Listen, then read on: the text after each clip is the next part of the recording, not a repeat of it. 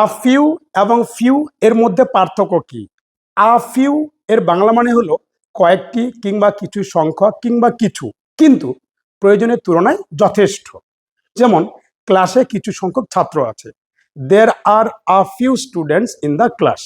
আমার কিছু বন্ধু আছে, যা প্রয়োজনের তুলনায় যথেষ্ট।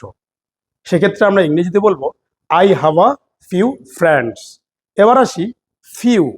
ফিউ এর বাংলা মানে যদিও কিছু কিংবা অল্প সংখ্যক, কিন্তু প্রয়োজনের তুলনায় যথেষ্ট নয়, অর্থাৎ খুব কম, যেটাকে নাই বললেও চলে।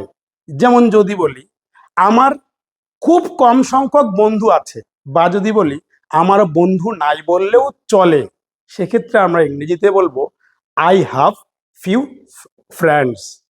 I have few friends. এবার যদি বলি ক্লাসে খুব কম সংখ্যক ছাত্র আছে, বা যদি বলি ক্লাসে ছাত্র নাই বললেও চলে, সেক্ষেত্রে আমরা ইংরেজিতে বলবো there are few students in the class.